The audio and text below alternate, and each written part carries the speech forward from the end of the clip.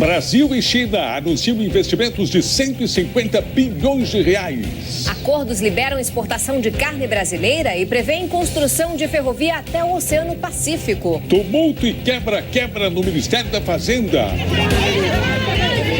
Manifestantes reclamam de cortes de verba para a agricultura familiar. O governo se comprometeu a avaliar as reivindicações. Protesto contra o governo do Paraná reúne 10 mil servidores, segundo a PM.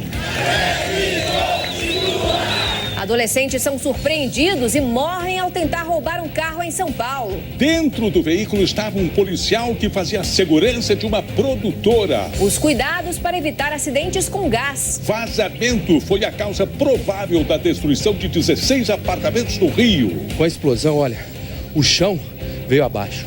O teto aqui também desceu. Senado aprova a indicação de Luiz Fachin para o Supremo Tribunal Federal. Luiz Felipe Scolari pede demissão do Grêmio. Identificado o torcedor do Boca responsável por ataque que levou à eliminação do clube da Libertadores. Momento, depois que me di conta, me queria morir. DJ Júnior. Ele ainda usa fraldas, mas já é sensação nas pistas de dança.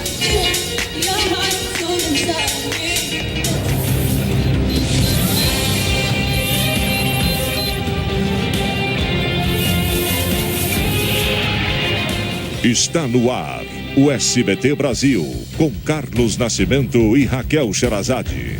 Boa noite. Boa noite. 2 adolescentes foram surpreendidos ao tentar assaltar um carro num bairro nobre na zona sul de São Paulo. A dupla não esperava que dentro do veículo estivesse exatamente um policial que fazia a segurança de uma produtora. Os dois foram mortos.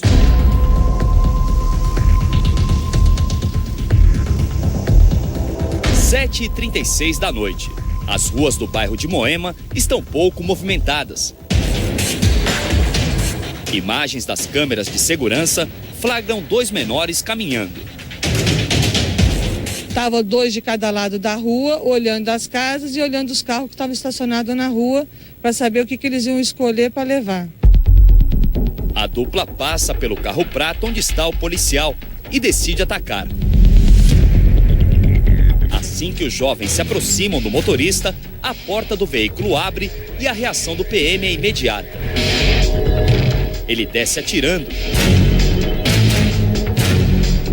Daniel Pereira Rocha, de 17 anos, é baleado no peito e cai morto na calçada.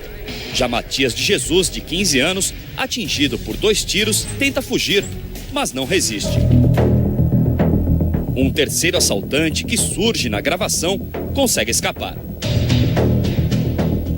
O policial, que está há 15 anos na PM, fazia a segurança desta produtora quando aconteceu a tentativa de assalto. Segundo testemunhas, além dos 3 bandidos que aparecem nas imagens, outros 2 suspeitos, também aparentando ser menores, participaram do crime. Até agora, ninguém foi preso. Daniel Pereira, o mais velho do bando, portava uma arma de brinquedo. Ele tinha saído da Fundação Casa havia 2 dias. Aqui tem assalto todo dia. Assalto todo dia. Em São José do Rio Preto, no interior paulista, pai e padrasto discutem na frente de um menino de 12 anos enquanto um carro estaciona. Um casal e a mãe do adolescente descem do veículo. Em seguida, o pai do garoto tenta acertar a ex-mulher com um pedaço de madeira e ela atira. O menino se desespera e tenta agredir a mãe, que foge. O homem morreu a caminho do hospital. A mulher e o atual companheiro dela estão foragidos. Foi preso em São Paulo o homem acusado de comandar o roubo de cargas no Nordeste do país. José Adelmo Trindade, conhecido como Seu Barriga, era procurado desde 2013. O homem encontrado era o principal fornecedor e receptador de carga roubada do Nordeste. O sergipano José Adelmo Trindade, de 43 anos, também conhecido como Seu Barriga, foi preso na segunda-feira à noite, no centro de São Paulo. Adelmo era um dos homens mais procurados de Sergipe, de onde escapou de um cerco policial há 2 anos. Ele também é acusado pela polícia de envolvimento no tráfico de drogas, jogo do bicho e assassinatos na região. Já tem uma condenação por homicídio, está respondendo mais 2 homicídios e tem esse mandado de prisão por esse monte de acusação que é dessa Operação Valquíria. O criminoso, que estava com documentos falsos, não resistiu. Ele deve ser transferido para a cidade natal nos próximos dias. Desde o início do ano, 93 suspeitos foram presos em todo o estado de São Paulo.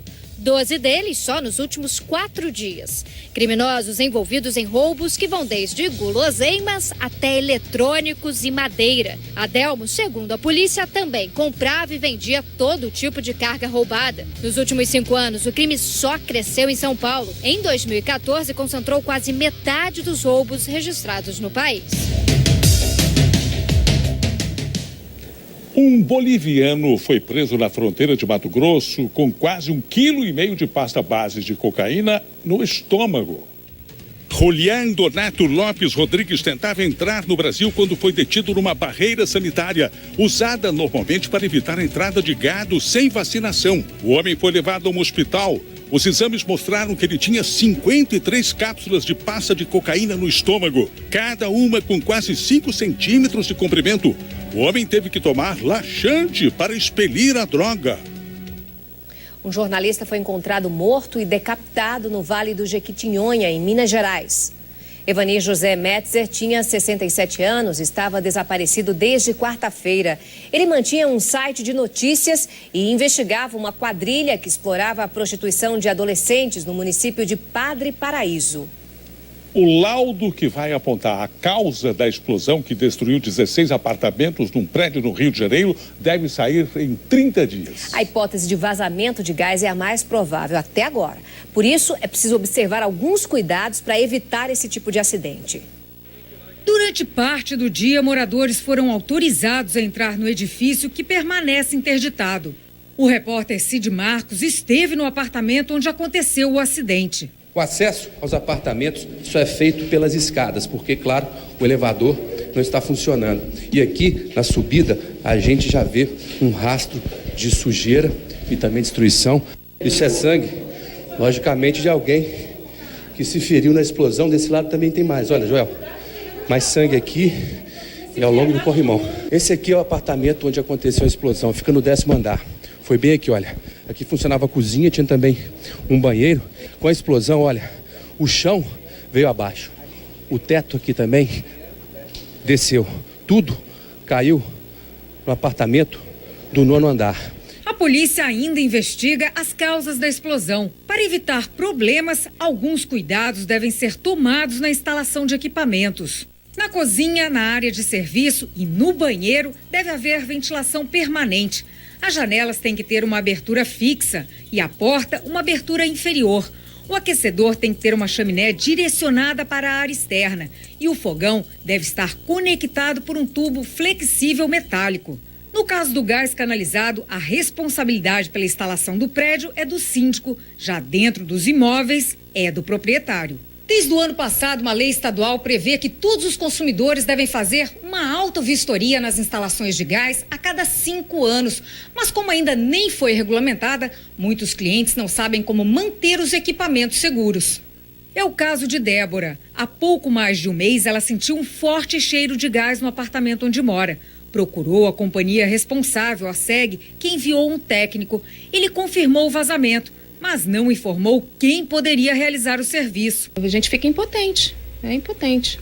Na página da SEG ainda não há uma lista de empresas credenciadas para fazer a vistoria. A empresa afirma que está trabalhando para disponibilizar a informação. Este engenheiro é um especialista. Neste apartamento não encontrou vazamento, mas viu que a mangueira do fogão estava com prazo de validade vencido e aconselha. Pegar uma esponja, botar detergente, um pouquinho d'água, fazer bastante espuma, botar bastante espuma na sua mão e passar em volta de todo esse tubo e conexões. Porque se tiver algum vazamento, essas bolhas vão aparecer. Uma criança de 2 anos corre em direção a uma movimentada avenida de São Luís do Maranhão. Uma mulher tenta alcançar o menino, mas não consegue. A mãe corre desesperada enquanto o filho brinca entre os carros. Finalmente, um homem consegue pegar o garoto. Repare que no final a mãe se ajoelha na pista, aliviada. Uma nova reunião entre o governo do Paraná e os servidores terminou sem acordo hoje. A greve dos professores, que já dura 25 dias, está mantida. Trabalhadores foram às ruas mais uma vez protestar contra o governador Beto Richa. Servidores de todo o estado participaram do protesto. Os manifestantes seguiram rumo ao centro cívico, onde fica o Palácio do Governo, em Curitiba. Segundo a polícia, 10 mil pessoas foram às ruas na capital. Já os organizadores contabilizaram 30 mil.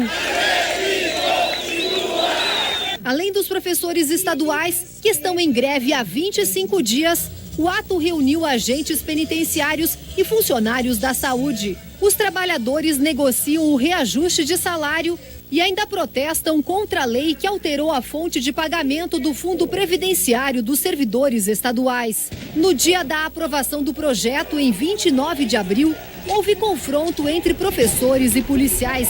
170 pessoas ficaram feridas. Uma nova reunião com o governo acabou sem acordo. Os servidores rejeitam a proposta de aumento de 5%, querem 8,17%, mantendo a greve, apesar do apelo do Estado para a volta imediata às aulas e evitar maiores prejuízos aos alunos. 1 milhão de estudantes estão sem ir às escolas no Paraná. No Iraque, milhares de pessoas fogem de terroristas do Estado Islâmico. Sem ter para onde ir, elas se juntam a outros 2,5 milhões de refugiados expulsos de casa pelos radicais. Em carros, táxis, até caminhões. Desde domingo, 25 mil iraquianos fugiram de Ramadi, a terceira cidade grande iraquiana, nas mãos do Estado Islâmico. Um conflito que já deixou mais de 500 mortos e forçou os soldados iraquianos a seguirem o mesmo caminho. Junto com a polícia local, eles abandonaram a província a apenas 100 quilômetros da capital Bagdá. 28 soldados que ficaram para trás foram resgatados após uma operação militar do exército iraquiano. Este é um grande revés não só para o governo iraquiano, como também para os países que lutam contra o Estado Islâmico, liderados pelos Estados Unidos. E apesar de mais uma vitória do grupo terrorista, a Casa Branca continua a afirmar que os ataques aéreos estão dando resultado. Mas para retomar o território ocupado, só mesmo uma ofensiva terrestre com a ajuda de milícias xiitas apoiadas pelo Irã. 3 mil homens já estão a postos para o contra-ataque. Eles enfrentam as tempestades de areia que têm ajudado os terroristas a avançarem. Enquanto isso, iraquianos dormem ao relento, no meio do deserto. Eles se juntam a outros 2,5 milhões de refugiados no país. Mais uma crise humanitária que a ONU sozinha não dá conta de lidar. A presidente Dilma Rousseff e o primeiro-ministro da China, Li Keqiang, anunciaram hoje em Brasília acordos de mais de 150 bilhões de reais. Entre os projetos, uma ferrovia para ligar o Brasil ao Oceano Pacífico. Brasil e China firmaram 35 acordos bilaterais em várias áreas, como energia elétrica, comércio e infraestrutura. O investimento é de mais de 150 bilhões de reais. Entre as iniciativas, a mais ousada é o estudo de viabilidade para a construção de uma mega ferrovia entre Brasil e Peru, a Transcontinental. No projeto, a obra cruza o país no sentido leste-oeste. Começa em Campinorte, passa por Lucas do Rio Verde, no Mato Grosso, e atinge o Acre, num total de mais de 4 mil quilômetros em território brasileiro. Depois, atravessa os Andes até chegar a um porto no Peru. O objetivo é facilitar e baratear o transporte de grãos e de minério de ferro, produtos exportados para a China. Um novo caminho para a Ásia se abrirá para o Brasil, reduzindo distâncias e custos. Ficou acertada ainda a venda de 40 aviões da Embraer e 8 frigoríficos vão poder retomar a exportação de carne bovina para os chineses. A Petrobras também foi beneficiada. Como as maiores empreiteiras do país estão na mira das investigações da Operação Lava Jato, a China garantiu um investimento de 10 bilhões de dólares para projetos da estatal. Desde 2009, a China é o principal parceiro comercial do Brasil. Só no ano passado, os dois países movimentaram quase 80 bilhões de reais. Vamos a Brasília com o repórter Kennedy Alencar. Boa noite, Kennedy. Os negócios com a China estão garantidos ou vão demorar para sair do papel, hein? Boa noite, Raquel. Parte dele está garantida, mas outra parte ainda é um sonho. Vai andar rápido, por exemplo, esse acordo de venda de aviões da Embraer. Já a abertura do mercado chinês de carne para as exportações brasileiras é um processo um pouco mais demorado. Como vimos, a China está interessada na sua segurança alimentar e energética. Está de olho, Raquel, na nossa soja, no nosso minério de ferro.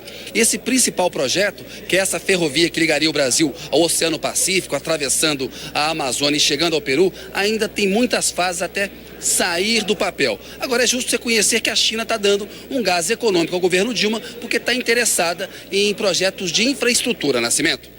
Ok, vamos para a política. O PSDB já divulgou nas redes sociais o conteúdo do programa que vai ao ar hoje na televisão, né? Os tucanos subiram o tom na crítica ao governo?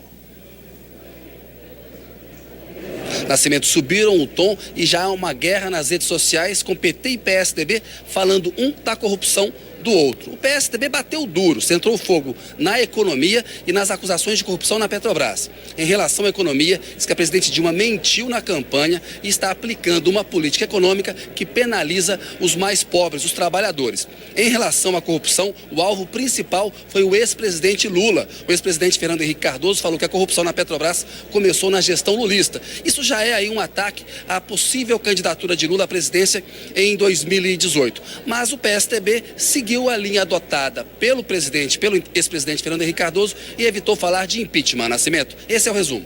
Obrigado, Kennedy, boa noite. O emprego na indústria caiu 0,6% em março. Foi a terceira queda consecutiva. Em relação ao mesmo mês do ano passado, a retração foi ainda pior, de 5,1%. Os dados foram divulgados hoje pelo IBGE. A queda no primeiro trimestre ficou em 0,7%. E hoje é o Dia Nacional de Combate à Dor de Cabeça. 20% da população mundial sofre de enxaqueca. Nascimento. Bom, um aparelho que promete diminuir a dor acaba de chegar ao Brasil. Uma doença sem cura. A enxaqueca é uma inflamação de alguns nervos do cérebro e atinge 20% da população mundial. A gente fica deprimida, a gente não tem vida social, a nossa qualidade de vida é péssima. Para Ana, os remédios são rotina, as dores também.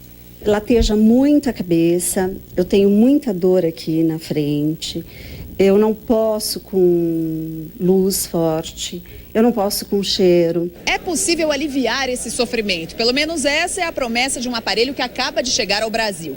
Este arco emite estímulos elétricos até o nervo que provoca as dores de cabeça. 20 minutos por dia em casa e a qualidade de vida de quem tem enxaqueca pode mudar. Ele pode utilizar por 40 minutos, 1 hora. É uma programação um pouco mais forte, ela vai causar uma sedação sobre o nervo e ela vai causar uma sensação de conforto para o paciente. O produto, aprovado pela Anvisa, custa R$2.000 e já pode ser comprado pela internet. Uma pesquisa de uma universidade da Bélgica revela que o aparelho reduz em 77% o número de crises. O uso de medicamentos entre os pacientes também diminuiu em 75%. Mas este neurologista alerta, não dá para substituir o remédio pelo novo aparelho. Ele vai tirar a sensitização, a sensibilização desse nervo e pode ajudar.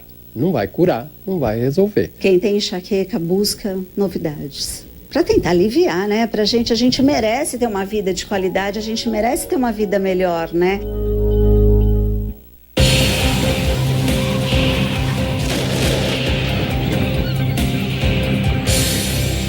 A cheia faz o Rio Negro ultrapassar a cota de emergência em Manaus. Alguns bairros já estão alagados. Com o veranico de maio no Rio Grande do Sul, as temperaturas chegam perto dos 30 graus. A previsão ainda é de temporais no norte do país. O volume de chuva pode passar dos 100 milímetros amanhã. Uma situação preocupante, já que a região vem sendo castigada pela cheia do Rio Negro. Hoje o nível do rio chegou a 28 metros e 97 centímetros, 3 centímetros acima da cota de emergência, quando a água começa a transbordar e a invadir as casas. É bom lembrar que a maior enchente em Manaus ocorreu em 2012, quando o nível do rio chegou a 29 metros e 78 centímetros. Amanhã a chuva continua no Amazonas, também em boa parte do litoral do sul e do sudeste e nas praias do nordeste, por causa de uma área de alta pressão. No Rio Grande do Sul, essa semana é do chamado veranico de maio, depois daquele frio no início do mês. Agora, os gaúchos enfrentam uma sequência de dias com temperatura pertinho dos 30 graus. Faz bem menos calor na capital paulista, termômetros entre 16 e 22 graus. Em Salvador, a chuva não diminui, máxima de 28 graus. Em São Luís, a máxima chega aos 33 e pode chover no finalzinho do dia. Você vai ver daqui a pouco, o executivo de empresa holandesa denuncia irregularidades em contratos com a Petrobras. Torcedor arrependido. A polícia argentina identifica o homem que tirou o Boca Juniors da Libertadores. A gente volta já já.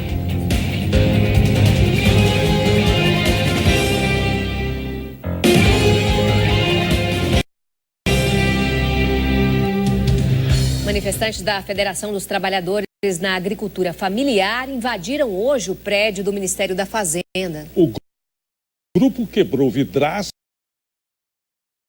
de uma porta de acesso ao gabinete do ministro Joaquim Levy. Foi um protesto contra o corte de investimentos na produção agrícola. O ministro da Fazenda, Joaquim Levy, foi cercado pelos manifestantes. Ele teve dificuldades para entrar no prédio. Por quase 20 minutos, ouviu as reivindicações em silêncio. Houve confusão, empurra-empurra, e vidros do prédio acabaram quebrados. Alguns manifestantes conseguiram invadir o ministério e estender faixas e bandeiras nas janelas. Os agricultores familiares temem que o ajuste fiscal prejudique a produção e a comercialização de alimentos. O tumulto fez com que os ministros Joaquim Levy, Patrus Ananias, do Desenvolvimento Agrário, e Miguel Rosseto, da Secretaria-Geral da Presidência, recebessem os manifestantes em reunião extra-agenda. O governo se comprometeu a avaliar as reivindicações e informou que apoia os protestos, desde que sejam pacíficos. Os agricultores não descartam a hipótese de novas manifestações. Cortar o orçamento da agricultura familiar significa cortar alimento do povo brasileiro. O Senado aprovou agora há pouco a indicação de Luiz Edson Fachin para o Supremo Tribunal Federal. Vamos a Brasília falar ao vivo com o repórter Tiago Nolasco. Boa noite, Tiago. Como é que foi a votação? Oi, Raquel, boa noite. Foi mais fácil do que se previa. Na semana passada, Luiz Edson Fachin passou 12 horas sendo sabatinado pelos senadores. A indicação do nome do professor de Direito Constitucional foi aprovada por 52 votos a favor, 27 senadores votaram contra. Fachin conseguiu 11 votos a mais do que o necessário. Ele assume no lugar do ex-ministro Joaquim Barbosa, que se aposentou do Supremo há 10 meses. E uma última notícia, agora há pouco, os senadores adiaram a votação da medida provisória que faz parte do ajuste fiscal e altera as regras de concessão do abono salarial e do seguro-desemprego. Nascimento. Obrigado. O ministro Joaquim Levy reuniu-se hoje com o PMDB para explicar o projeto que reduz os benefícios concedidos na folha de pagamento das empresas no primeiro governo Dilma.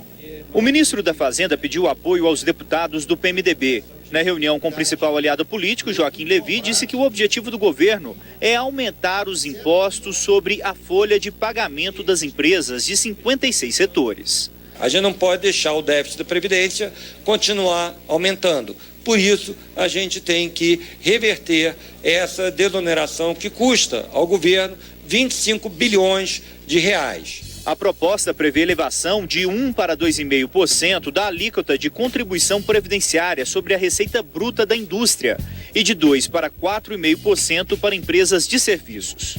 Mas os deputados querem mudar o projeto que deve ser votado essa semana e faz parte do ajuste fiscal. O relator, deputado Leonardo Pisciani, que também é líder do PMDB, propôs que alguns setores, como transportes, cesta básica e outros de uso intensivo de mão de obra, continuem com benefício. Nós estamos num momento de economia recessiva, onde já se começou a perder alguns postos de emprego. Entre a necessidade de cortar e os números, nós temos que ter a sensibilidade com as pessoas, com a vida das pessoas, com o emprego das pessoas. O Senado instalou hoje uma CPI para investigar supostos pagamentos de propinas a integrantes do Conselho Administrativo de Recursos Fiscais ligado à Receita Federal. Na Operação Zelotes, a Polícia Federal apurou que o prejuízo à Receita pode somar 19 bilhões de reais com anulações ou reduções indevidas de multas. E a CPI da Petrobras ouviu hoje na Inglaterra o ex-diretor de uma empresa holandesa que denunciou corrupção em contratos com a Petrobras. Os deputados tiveram que se deslocar até este hotel a 70 quilômetros de Londres. Jonathan Taylor era executivo da SBM, empresa holandesa parceira da Petrobras na exploração de petróleo em alto mar desde a década de 90. Ele disse aos deputados que os holandeses pagaram entre 2007 e 2011 139 milhões de dólares em propina para garantir contratos milionários com a Petrobras. A denúncia, segundo o executivo inglês, chegou ao conhecimento da Controladoria Geral da União, responsável por fiscalizar órgãos do governo federal no fim de agosto, mas só virou uma investigação em outubro, depois das eleições presidenciais. Depois de 7 horas de reunião, houve consenso entre os deputados para que Valdir Simão, ministro-chefe da CGU, seja o próximo na lista de convocados para prestar depoimento à CPI. Ele deverá dar explicações sobre essas denúncias que, na avaliação da comissão, ficaram bem mais consistentes depois dessa viagem à Inglaterra. Outra prioridade é a convocação do empresário Júlio Ferman, o lobista que, segundo as denúncias, intermediava o pagamento das propinas. Até para fazer uma busca e prendê-lo, porque é importante, por tudo que foi dito aqui, a participação dele é muito forte. Os deputados voltam nesta quarta para o Brasil e também pretendem convocar a empresa holandesa, acusada de esconder o problema para garantir o maior contrato de sua história, no valor de 3 bilhões e 200 milhões de dólares. A Controladoria Geral da União respondeu ao SBT Brasil que investiga irregularidades nos contratos entre a empresa holandesa e a Petrobras desde abril do ano passado. Você vai ver em instantes, operários que trabalham nas obras olímpicas no Rio entram em greve. Luiz Felipe Scolari pede demissão do Grêmio. A nova sensação nas pistas de dança. Menino de 3 anos faz sucesso como DJ na África do Sul. A gente volta já já.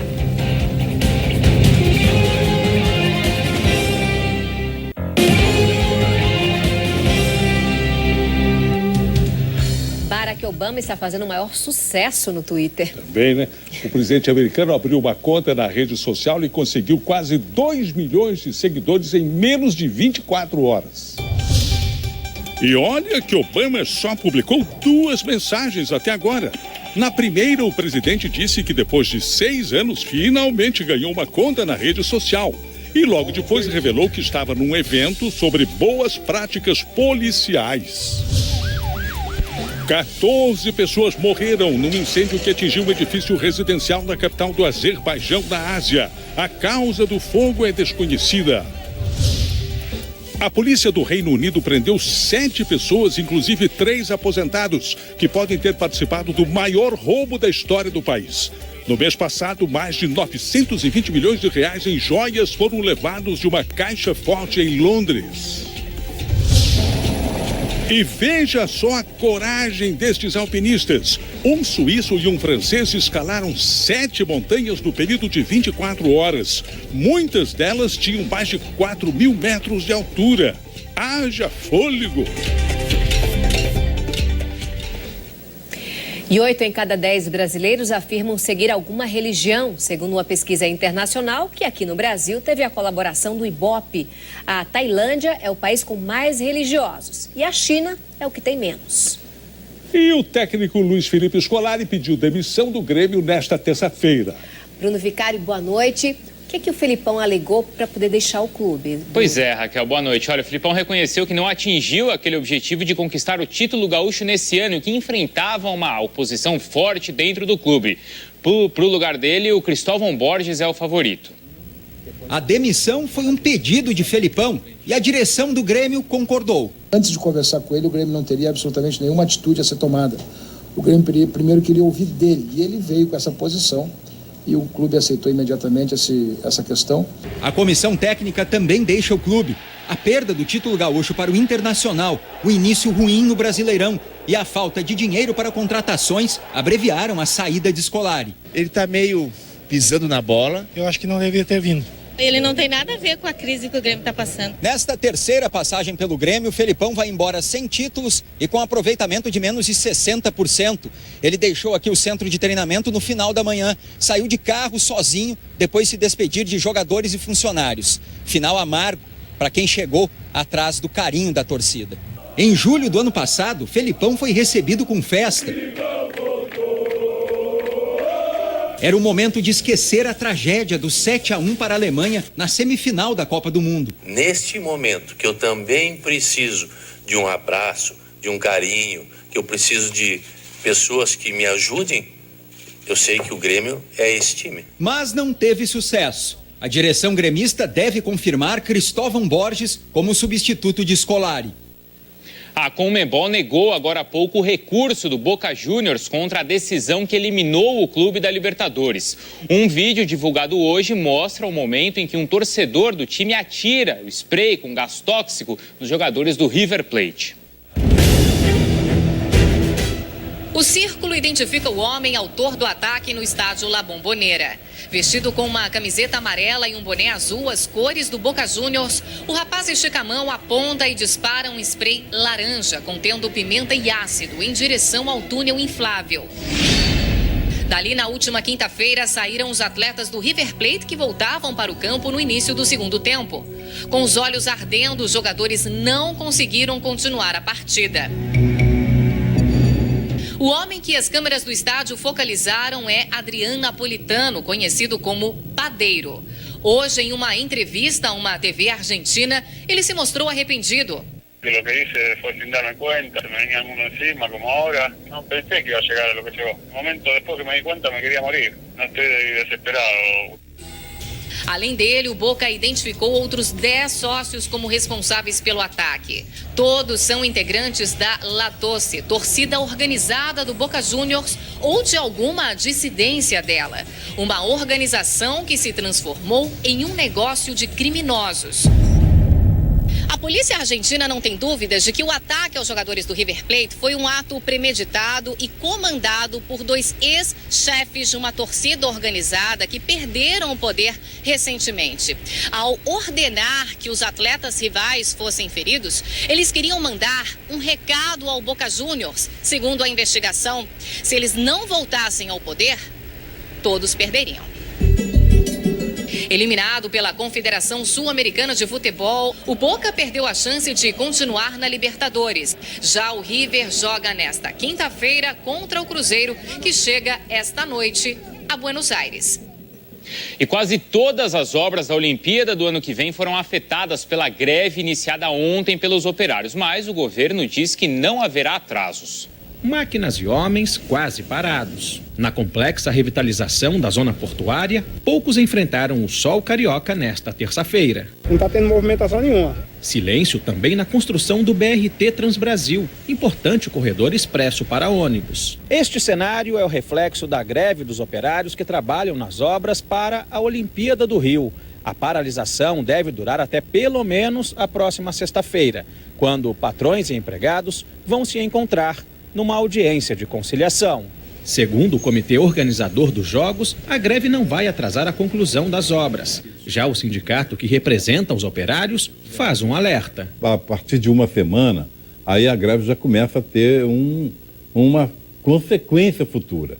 Pelo menos metade dos 15 mil trabalhadores estão parados. Os operários querem aumento salarial de 8,5%. As construtoras oferecem 7,13%.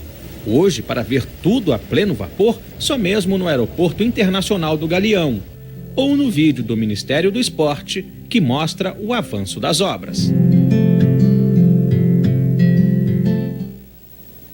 Um menino de apenas 3 anos está fazendo o maior sucesso na África do Sul e na internet também. Dá só uma olhadinha no que ele faz. Ark Jr., como é conhecido, é um DJ. Isso mesmo. Pode parecer estranho, mas o garoto manda super bem na picape.